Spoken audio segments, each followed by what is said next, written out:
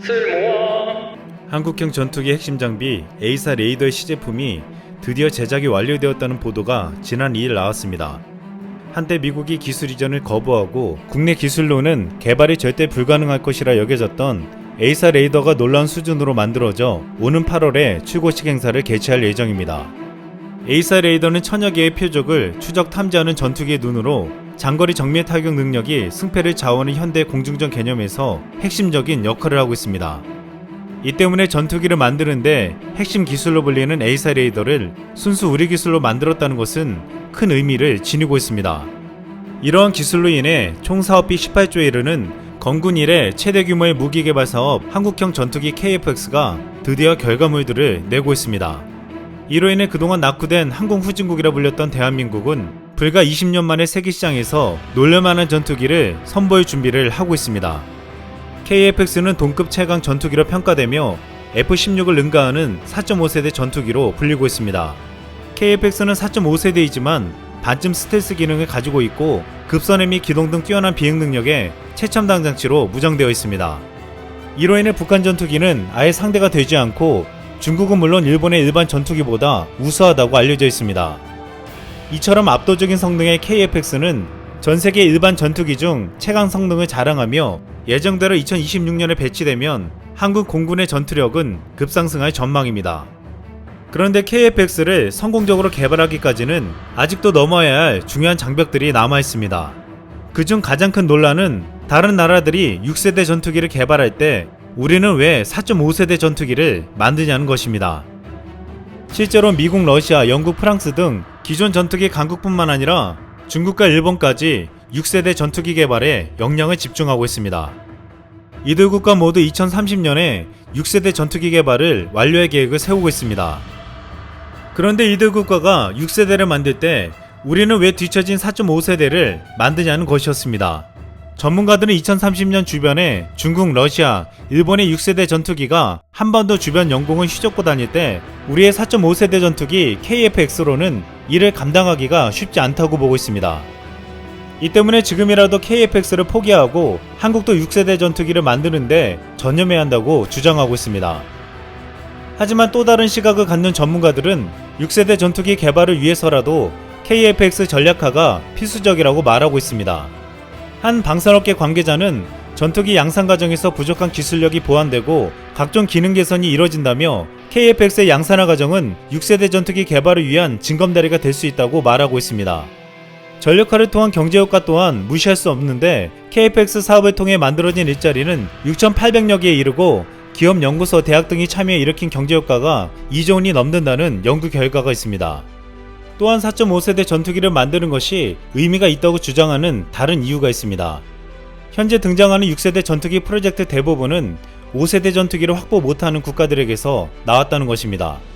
프랑스, 독일, 스페인, 스웨덴은 5세대 전투기인 F-35가 없고 영국의 경우에는 F-35B가 있으나 탑재량이 작고 항속거리가 짧습니다. 이들 국가에서는 5세대를 확보하는 것이 어려우니 6세대를 바로 개발할 수밖에 없다는 것이었습니다. 또한 아직도 6세대 전투기에 들어가는 기술들이 추상적이고 검증되지 않은 기술을 기반으로 한 전투기 개발에는 불안정성과 위험성이 존재할 수밖에 없다고 보고 있습니다. 미국도 새로운 개념이 너무 많이 들어간 5세대 전투기를 만들면서 온갖 시행착오를 거쳤습니다. F-35 프로젝트가 처음 시작할 때만 해도 2009년에는 군에 인도하고 2012년에는 전투임무에 투입할 것이라고 큰 소리를 쳤습니다. 하지만 실제로는 10년이 지난 지난해가 돼서야 처음 시리아에서 실전에 투입됐고 아직도 계속 나오는 기술적 오류들을 수정하고 있습니다. 결국 6세대 전투기를 만들겠다고 큰소리 치는 나라들도 실제로는 실전에 배치될 때까지 얼마나 많은 시간이 걸릴지 모르고 제 역할을 하려면 수많은 시행착오를 거칠 수 있다는 것입니다. 그럼에도 우리나라만 4.5세대인 KF-X에서 머무르게 할 수만은 없다고 보고 있습니다. 우리 군은 KF-X를 2026년 이후에도 꾸준히 개량하거나 이 기술을 이용하여 6세대 전투기를 만들 계획을 세우고 있습니다. KF-X는 블록2에서 내부 무장창과 컨포멀 안테나를 추가하고 블록 3, 4에서 공기 흡입구, 수직 꼬리 날개, 엔진 노즐을 더욱 스텔스하게 바꾸면 적어도 형상 측면에서는 지금 이야기되는 6세대 스테기 전투기와는 큰 차이가 없을 것으로 보고 있습니다. 또한 KF-X는 2명이 탈 수 있는 복좌형이기 때문에 이 복제형 좌석을 무인 전투기의 통제나 전자전 임무에 투입할 수 있도록 개량할 수 있습니다. 즉 추후에 KFX를 신기술을 도입해 개량하거나 KFX를 기반으로 그동안 개발된 기술을 가지고 6세대 전투기를 만들 수도 있다는 것입니다. 따라서 우리나라의 전략은 아직도 검증된 바가 없는 기술에 6세대 전투기를 바로 만들기보다는 당장 전력할 수 있는 4.5세대 전투기를 만드는 데 집중하고 여기서 얻은 기술과 새로운 기술들을 접목하여 6세대 전투기로 나아가겠다는 것이었습니다. 그런데 6세대로 가기 전에 우리 군은 KFX에 엄청난 무기들을 장착할 준비를 하고 있습니다. 지난달 30일 우리 군은 KFX에 장착할 최첨단 무기인 극초음속 유도탄을 개발하겠다고 밝혔습니다. 극초음속 유도탄의 속도는 기존의 초음속 유도탄보다 2배 이상 빠른 마하5에 이르는 미사일로 극초음속 유도탄이 개발되면 미중 러에 이어 세계 4번째 개발국이 됩니다. 이를 이용하면 서울 상공에서 250km 떨어진 평양의 북한 지휘부를 향해 발사하면 1분 15초 만에 도달할 수 있습니다. 미국 국방부도 최근 기존 미사일보다 17배 빠른 미사일을 개발 중이라며 미 국방부는 적들에 맞서기 위해 다양한 극초음속 미사일들을 개발하고 있다고 말한 바 있습니다. 그만큼 지금 극초음속 유도탄은 놀라운 위력을 가졌다는 것입니다. 또한 우리 군이 극초음속 유도탄 개발에 나선 것은 우선 북한이 최근 신형무기 4종 세트의 완성도를 높이는 시험 발사를 이어가고 있어 전략적인 억제력이 필요해졌기 때문입니다. 또한 동시에 한 번 더 주변 강대국들의 개발 움직임에 대한 방어적인 대응이었습니다. 극초음속 유도탄은 한 번 더 주변국들의 항공모함을 무력화시킬 수 있는 대표적인 전략 무기로도 손꼽히고 있습니다. 마하5의 속도를 자랑하는 극초음속 유도탄은 방어하는 입장에서는 요격 미사일 시스템을 가동하기가 쉽지 않기 때문입니다. 또한 KFX는 국내에서 개발 중인 공중발사 순항미사일도 장착할 예정입니다. 공중발사 순항미사일은 3대 해구산 전력으로 분류되는 전략무기로 장거리 전략폭격기 B-52나 스텔스 전략폭격기 B2에 장착된 순항미사일입니다. B-52가 보유한 핵탄두 탑재 순항미사일로는 사거리 3000km로 폭발력은 200킬로톤에 달합니다. 이것은 제2차 세계대전 때 히로시마에 투하된 핵폭탄 폭발력의 10배가 넘는 어마어마한 폭발력입니다. 우리 군은 앞으로 극초음속 유도탄과 공중발사 순항미사일을 포함해 총 13종의 무기를 KFX에 장착할 예정입니다. 이렇게 엄청난 무기를 장착한 KFX는 엄청난 위력을 가지게 될 것으로 보고 있습니다.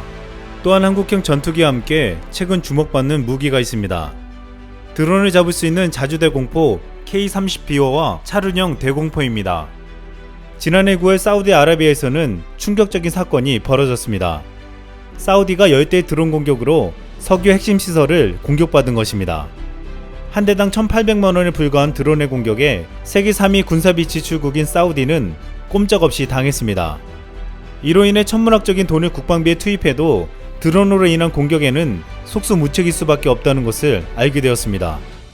그러자 세계 각국의 방공작전은 기본 개념부터 흔들리기 시작했습니다. 드론과 같은 저고도 공격기에 공격 능력이 크게 향상되어 대공포와 같은 기존의 저고도 방공 시스템으로는 대응이 불가능하다는 것을 깨달은 것입니다. 사우디가 공격받자 최근 수차례 이어온 북한의 드론 위협에도 국내에서 우려가 커지고 있습니다. 그런데 국내에서 오래전에 개발되었지만 아무 쓸모가 없다고 여겨졌던 무기가 드론 킬러라고 불리며 주목받고 있습니다. 1983년에 289억을 투자해 개발한 자주대공포 K-30BO입니다. K-30BO는 북한의 구형 공격기가 저고도를 침투해오는 것을 위해 개발되었으나 2000년대 들어 레이더나 무기의 발달로 저고도 침투는 힘들어져 무용지물이라는 말이 많았습니다. 당시 스텔스 기능을 달고 초음속으로 달려와 미사일까지 쏘는 전투기를 자주포로 어떻게 막겠냐는 의문이 제기되었습니다. 그런데 최근 드론이라는 새로운 저고도 공격 무기가 등장한 것입니다. 드론을 일반 대공 미사일로 잡자니 낭비가 심했고 일반 레이더로는 탐지도 쉽지 않았습니다. 그러나 K-30BO는 3km에서 3m의 크기, 1km에서 1m의 목표를 명중시킬 수 있는 능력을 갖추었습니다. 이를 차세대 국지 방공 레이더와 연동하면 드론을 완벽하게 격추시킬 수 있었습니다. 또한 K-30BO는 적어도 미사일인 신궁을 탑재한 BO 복합 버전이 탄생하며 그 위력을 더했습니다. 이로 인해 세계 최고의 드론을 잡는 무기라고 불리며 현재 인도와 사우디에서 이를 도입하려고 협상 중입니다. 또한 K-30BO 자주대공포에 부품을 최대한 활용해 제작된 차륜형 대공포가 개발비를 크게 절감해 가성비 최고의 대공포로 손꼽히고 있습니다. 저렴한 가격 덕분에 차륜형 대공포는 비오보다 많은 300대가량의 물량이 양산될 예정으로 알려졌는데, 이는 앞으로 대량의 드론 공세에 효과적으로 대응할 수 있는 양적 인프라를 갖출 수 있게 해주고 있습니다. 또한 차륜형 대공포는 극심한 통신 교란으로 네트워크 연결이 불가능할 경우 전자광학 추적 장치를 이용해 표적을 식별하고 공격할 수 있습니다. 이를 이용하면 매복한 차륜형 대공포는 레이더 전파를 전혀 방사하지 않기 때문에 공격받는 적 항공기는 레이더 경보 수신기 경보를 들을 새도 없이 무엇에 맞았는지도 모르고 격추됩니다. 또한 차륜형 대공포의 30mm 기관포는 1문이 각각 분당 600발의 발사 속도를 가지며, 현재 풍산에서 개발한 30mm 전방비 산탄약은 매우 높은 속도로 명중률이 높기 때문에 한 발로도 확실하게 표적을 파괴할 수 있습니다. 이렇게 가성비 면에서 세계 최강인 차륜형 대공포가 내년부터 우리 군에 대량으로 배치되면 북한의 소형 무인기가 우리 수도권이나 국가 전략시설 하늘을 날아다닌다는 것은 사실상 불가능해질 전망입니다. 한국은 2020년 국방비 지출 규모가 세계 9위로 글로벌 방위산업 탑10에 들며 국방력을 강화하고 있습니다. 그런데 한국의 국방력을 경계하는 일본에서 놀라운 소식이 전해졌습니다. 최근 5천억엔 규모의 육상 미사일 방어체계 이지스 어시어 배치 중단을 발표했던 고노다로 방위상이 자위대에서 불필요한 군사장비를 경매로 팔겠다는 것이었습니다. 여기엔 육상 자위관이 사용했던 도시락, 수통세트 항공 헬멧과 산소 마스크가 있었습니다.